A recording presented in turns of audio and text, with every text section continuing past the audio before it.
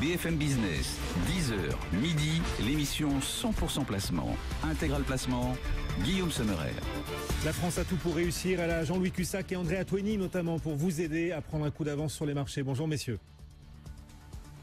Bonjour à tous. Bonjour tout le monde. Jean-Louis Cussac depuis Perceval Finance, André Atoueni depuis Saxo Bank. Andrea, on le disait, début de semaine extrêmement prudent à Paris. D'autant qu'il va falloir compter sans la Bourse de Londres et sans Wall Street aujourd'hui. C'est un jour férié en Grande-Bretagne et aux États-Unis.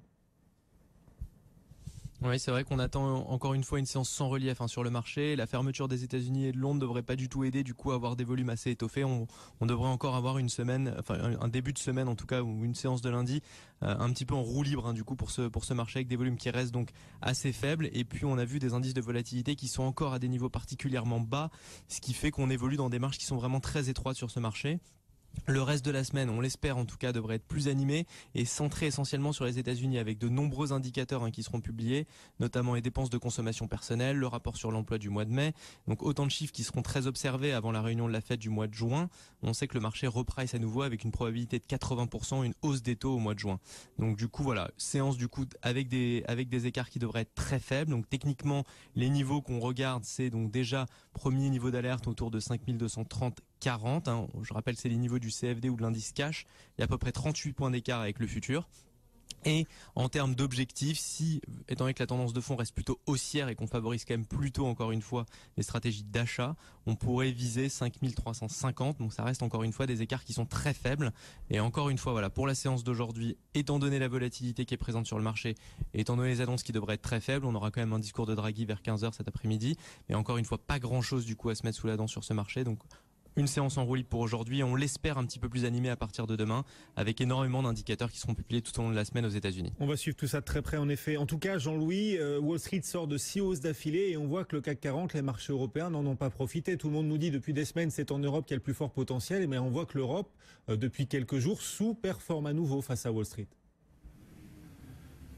Oui, des raisons, on peut en trouver, mais il y en a une pour moi qui est évidente, c'est peut-être la hausse de l'euro-dollar qui quand même peut un peu freiner évidemment les exportations, mais en même temps, en général, quand l'euro monte comme ça face au dollar, bon, il y a un peu de méfiance sur les indices. Puis on a quand même beaucoup monté, donc faut pas non plus faut pas s'inquiéter. Là, le marché est même presque surprenant. Il retrace pas du tout. Il reste perché vraiment sur les plus hauts, parce que si vous tenez compte de tous les dividendes qui ont été distribués, c'est de la richesse partie, donc il faut en tenir compte.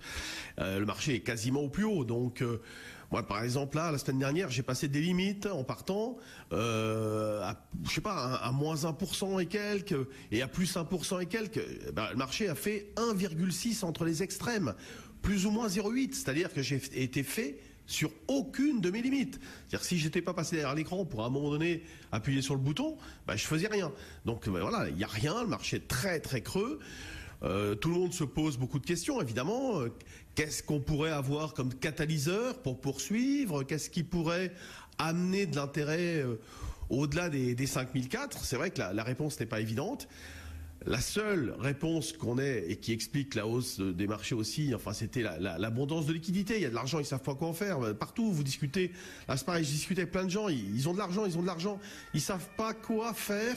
Ils recherchent de la plus-value, des potentiels. Et qu'est-ce qu'ils font? Ils prennent des risques. Mais bon, pour l'instant, si vous voulez, il y a aucune alerte. Moi, j'avais dit un jour que ça avait la tête de la Chine, etc. Mais même là, ce matin, il y a rien. Tout le monde s'en moque. Pour l'instant, le marché semble vraiment complètement anesthésié. Voilà. Bon, ça va pas durer. À un moment donné, ça va se mettre à bouger. Là, ce matin, j'étais placé à 66 sur le futur pour tenter d'acheter. 5266. Il s'est arrêté à 77, 78. Il a fallu payer 80, mais depuis, il a pas fait gros écart. Donc voilà, on est à 11,5 de vol. Il y a 300 millions à peine. Enfin, voilà, c'est ridicule. Ça a marché. Il aurait pu être fermé aujourd'hui. Ça aurait été la même chose. Mais bon, voilà. Il y a aucune initiative importante. Et l'euro, par contre, est toujours super bien orienté, quoi. Oui, l'euro 1,1188. Vous le voyez grimper encore beaucoup, cet euro face au dollar. Vous pensez imaginable, même Jean-Louis, qu'on franchisse à la hausse la barre d'1,15 sous laquelle on évolue depuis plusieurs trimestres? C'est loin, 1,15 quand même. On vient de passer de 1,05 à 1,12. Moi, tout ce que je sais, c'est ce que je vous avais dit quand on était tombé à 1,05. Il y a eu des ventes à découvert extrêmement importantes à l'époque. Donc je sais qu'il y a des PO vendeuses extrêmement importants, des gens, enfin des hedge funds qui jouent la disparition de l'euro, mais à pas 15 jours, hein, à plusieurs années éventuellement. Donc voilà, et comme par hasard, on est remonté parce que quand il y a des vendeurs comme ça très importants, d'abord ils vendent plus, ils ont déjà vendu. Donc un vendeur, qu'est-ce que c'est? C'est un acheteur potentiel. Donc voilà, il y en a peut-être qui craquent un peu quand même. C'est vrai que ça commence à piquer. Passer de 1,05 à 1,12, même quand on est vendeur à long terme, c'est quand même une grosse erreur. Donc là encore une fois, il y a des drivers techniques extrêmement importants dus aux positions prises sur les marchés. Aujourd'hui, sur l'ensemble des marchés, on a ces PO qui pèsent plus que des idées réelles et fondamentales. La PO, c'est la spéculation. Le problème, la position ouverte en spéculation, on va dire. Voilà.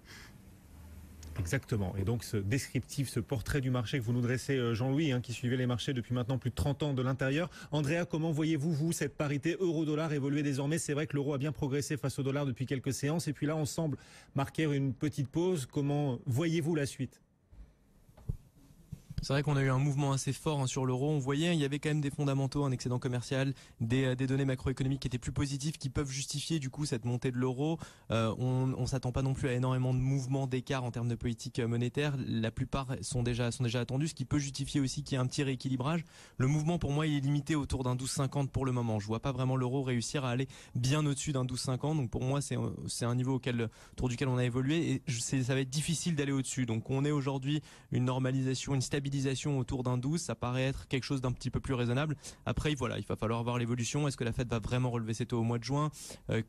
Qu'est-ce que va faire la BCE? Est-ce qu'il va y avoir une stratégie de sortie justement de politique accommodante qui va être annoncée d'ici la fin de l'année, etc. Ouais. C'est autant d'éléments qui pourront faire énormément bouger la paire. Mais pour le moment, une stabilisation autour d'un 12 paraît être un scénario qui tiendrait pas mal la route. Merci à nos deux traders, Andrea Twaini depuis Saxo Bank en direct et Jean-Louis Cussac depuis Perceval Finance. L'euro vaut quasiment $1,12, 11,87. L'euro, lui, le CAC, lui, en toute petite